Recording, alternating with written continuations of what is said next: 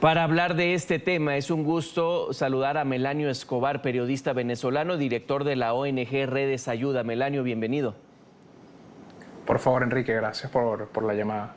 De entrada la vende esto como la pelea con Elon Musk, que sus cohetes, que el hackeo, pero ¿es ello o es una censura a la sociedad? Por supuesto, mira, tenemos declaraciones del Centro Carter que certifican que efectivamente no hay ningún tipo de evidencia de que haya existido ningún hackeo. Si a eso le sumamos que Elvis Amoroso, el presidente del Consejo Nacional Electoral, pudo dar unos resultados que evidentemente se los inventó, ¿cómo sucedió esa falta de la transmisión? Hay demasiada evidencia, tanto en lo narrativo como en lo estudiado por el Centro Carter, de que eso es un hecho que realmente fue inventado dentro del discurso oficialista. La pelea que se está inventando con Elon Musk es simplemente para ajustarse a esa narrativa que están tratando de venderle no solamente a la gente dentro de Venezuela, sino a la comunidad internacional, de que el Consejo Nacional Electoral fue víctima de un ciberataque y que por eso el Partido Socialista Unido de Venezuela ni el CNE pueden mostrar actas, y al mismo tiempo esa narrativa funciona para tratar de desacreditar el esfuerzo que ha hecho la oposición de poder compilar todas esas actas que dan ganador a Edmundo González Urrutia. Y vale la pena aprovechar y recordarle a la gente que estas no son las actas de la oposición, son actas que imprime las máquinas del Consejo Nacional Electoral y que esa información luego se transmite a la totalización del CNE. Pero esto lo que hizo la oposición fue agarrarlo impreso, escanearlo y subirlo a un sitio web.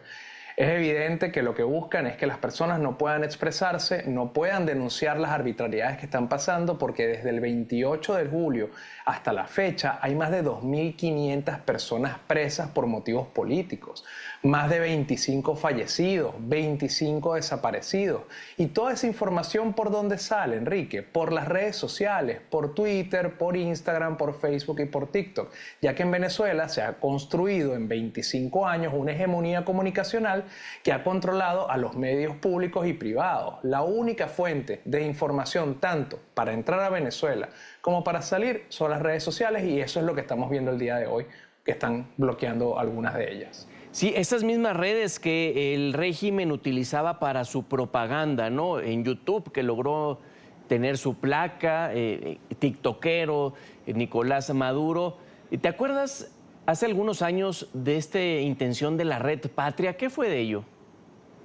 Claro, mira, primero, esta no es la primera vez que Nicolás Maduro bloquea las redes sociales. Digamos que es la primera vez que lo hace vocal, es decir, que a través de una locución en cadena nacional dice que le da la orden a Conatel para que bloquee las redes sociales. Pero esto ya ha pasado antes. En el 2014, en el 2017, en el 2019 veíamos bloqueos intermitentes. Pero vámonos un poquito para el pasado. En el 2015 hubo una inversión multimillonaria para crear la red Nido, que era parte de la Red Patria, como bien lo señalas. La intención de esta inversión era tratar de emular plataformas como WhatsApp, como Instagram, como Facebook y, por supuesto, Twitter. Como muchos de los proyectos donde se le adjudica dinero por parte del Estado que ha realizado el régimen de Nicolás Maduro, ese dinero se perdió, la obra nunca se concretó y esta red de redes sociales, valga la redundancia, nunca fue creada. ¿Qué significa esto?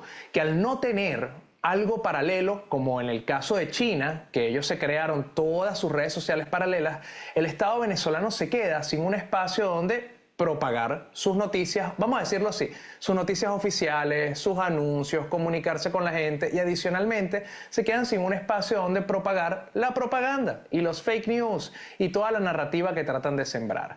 Por eso es que yo veo que en esta oportunidad se va a repetir el patrón que ya hemos visto en años anteriores de que los bloqueos son intermitentes, porque ellos también utilizan estas plataformas, Enrique.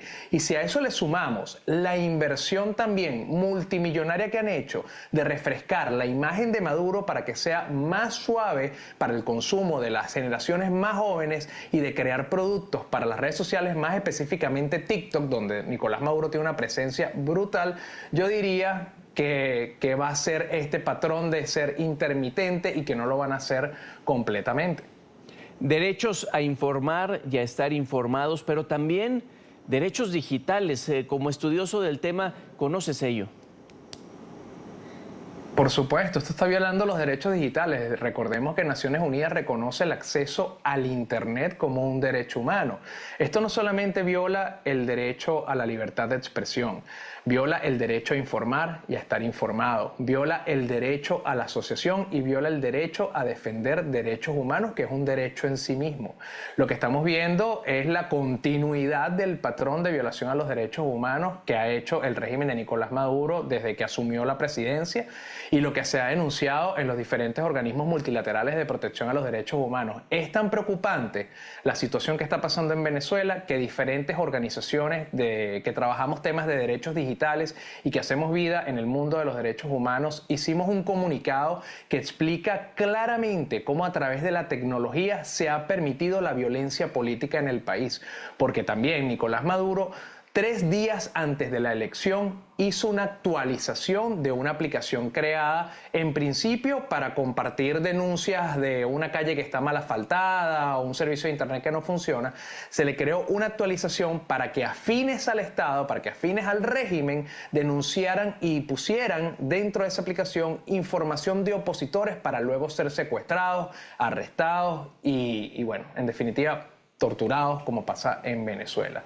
Ellos se estaban preparando para lo que iba a pasar el 28 de julio y han utilizado la tecnología para permitir las violaciones a los derechos humanos. Así como se ha utilizado para alzar voz, ¿pueden protegerse los ciudadanos que las redes no funcionen en su contra? Porque creo que ahí los están localizando los policías y los buscan, los cazan, por decirlo. Eso es parte del trabajo que se ha hecho durante muchos años, Enrique, de tratar de darle el conocimiento a las personas para que puedan utilizar las redes sociales de manera segura. El simple hecho de tener una cuenta en Twitter y que tú creas que la estás haciendo anónimo no es suficiente para mantener un rastro digital oculto. Es necesario que las personas entiendan que para poder mantener su privacidad en línea y también para poder tener acceso al contenido bloqueado, recordemos que en Venezuela la mayoría de los medios independientes no se puede tener acceso en internet porque están bloqueados por el Estado, debemos utilizar una VPN, una red virtual privada.